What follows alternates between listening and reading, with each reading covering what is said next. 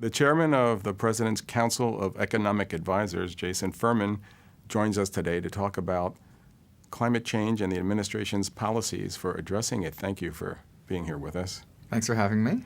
About a year ago, a little more than a year ago, June 2013, President Obama announced his plans for addressing climate change over the second half of his administration. What's been happening in the ensuing 15 months, and is the administration on track with what they hope to accomplish? We've been working really hard since the president first announced that climate action plan. And that plan has 3 parts, which involve almost all the agencies in the federal government. The first is to reduce the amount of carbon we emit. The second is to be able to better deal with the changes that climate change will bring, because we can slow it, but we can't stop it. And third is to better enlist the world in that effort. And if you look at just the last week, you see things in a lot of those different areas. Last week, we had a number of companies at the White House talking about how they could phase out their use of hydrofluorocarbons, increase their use of solar. And this week, the discussion at the United Nations will help advance that third prong of the climate action plan, engaging with the rest of the world. Recently, 12 states, mostly coal-producing states, have sued the EPA, claiming that the rules which I believe the administration would like to impose on air emissions, greenhouse gas emissions, would affect the coal-fired plants in these states drastically, causing some of them to close. There's been protests by coal miners, for example. And so these are charges which are sort of the mirror image of that are the states that are feeling that either pollution or greenhouse gases are sort of wafting over state lines into their territory and are trying to put a stop to that. So where does this all stand? I mean, this is really about jobs and climate change and trade-offs and that kind of thing. I'm an economist, not a lawyer, so let me give you an economic perspective, although I should say that the lawyers I talk to think this is clearly in the statute. The Supreme Court basically has said that in the past. But it's very much sound economic policy, and it's consistent with what we always try to do in environmental regulation, which is look at the costs and look at the benefits. Electricity is responsible for 32% of our greenhouse gas emissions. That's larger than any other source of greenhouse gas emissions. Most of those emissions are coming from coal-fired power plants. When we look at that, we think there's a number of things you can do to improve. You could have more efficient coal-fired power plants. You could shift to a transition fuel like natural gas. You could instead build capacity in renewables, or you could use less electricity. And the combination of those 4 tools means that we could bring our emissions down, and we could bring them down in a very cost-effective way. The benefits of bringing them down are many multiples of the cost, both direct health benefits like reductions in asthma and premature death, and then longer-term benefits from mitigating some of the potentially worst impacts of climate change. Okay. So the standard argument oftentimes when you discuss environmental issues is that there has to be some kind of a trade-off between the good effects that might come from these kinds of things and the negative economic effects. So it's not to say there aren't economic effects. You're saying that the good that is produced outweighs it. But how do you think about trading these things off? Because there would be some jobs lost, or maybe there's jobs created somewhere else. But obviously, there are some winners and losers, even if, as you argue, the winners might be outweighing the losers.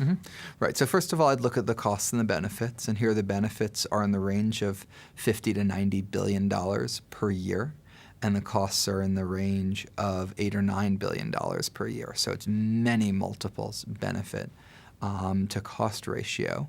I would then note that there's a lot of ways in which this will help the economy and create jobs, whether that's in natural gas or renewables, and you see jobs booming in those sectors of the economy. I certainly think that preventing asthma, premature death, respiratory illness, all of that actually can help make people more productive and help the economy. The IMF has a recent study that has documented that. And finally, most importantly, there's the economic costs of inaction. Those are really large. And the more we delay, the more they are. We wait an extra decade, the costs go up about 40%. We wait an extra decade and don't do as much, so the temperature goes up an extra degree centigrade, the costs go up by the equivalent of $150 billion for the United States. So there's a lot of cost to inaction. When projections are made for the growth of alternative energies, a lot of times you see kind of simple, straightforward projections. Solar energy will likely increase by a certain amount. You sort of see these straight line projections, and it strikes me a lot of times that doesn't take into consideration unexpected breakthroughs, although there's maybe likely to be some breakthroughs, even if we don't know what they're going to be by definition. And also that you can reach a tipping point. So some are arguing that that's the point that we're at now. So solar energy costs per dollars per watt of electricity generated have been dropping something like 5 to 7% per year for 30 years, almost in a predictable way, to the point now that it's getting very close to parity in terms of cost with fossil fuels.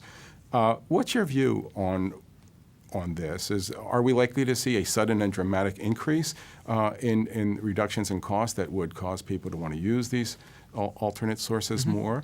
And what is your growth projection for alternative energy use over the next couple of decades? Right. So in the last few years, we've seen wind, power produced by wind, grow threefold, and solar grow tenfold. And I expect they're going to continue to grow rapidly. I'm not the best person to predict just how rapidly, but what I can tell you is if we have the right public policies in place, that would help. And those public policies are appropriate because you have an externality here, which is other forms of power produce carbon, which creates a worldwide harm.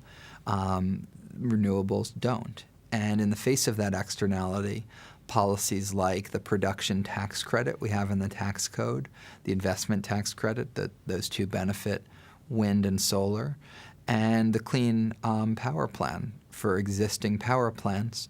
A lot of states are going to figure out how they want to adopt that rule and implement it. And I think many of them will create incentives for renewables. So I think all of this will help provide an impetus to accelerate the work on renewables.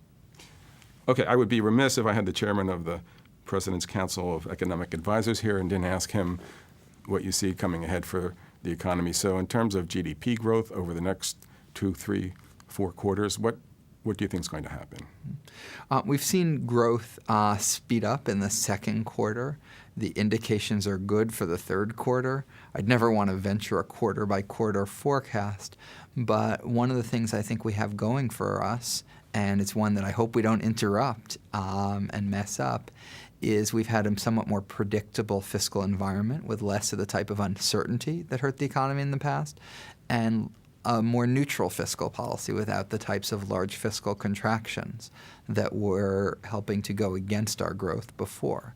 I think if we can continue that, then there's every reason to believe the private sector can continue to make its contributions to growing our economy and bringing the unemployment rate down. And on a percentage basis for GDP, what kind of I don't numbers have are a particular forecast for you, but we're still in the phase of growth where we get extra growth by bringing our unemployment rate down, putting more people to work, and adding to our growth rate. After we're fully recovered, then growth will only come from expanding the economy's potential, which depends more on the types of technologies we have at our disposal, the quality of the capital investments we're making. But still, right now, we're in the final stages of the cyclical recovery, and that will be boosting growth in the near term.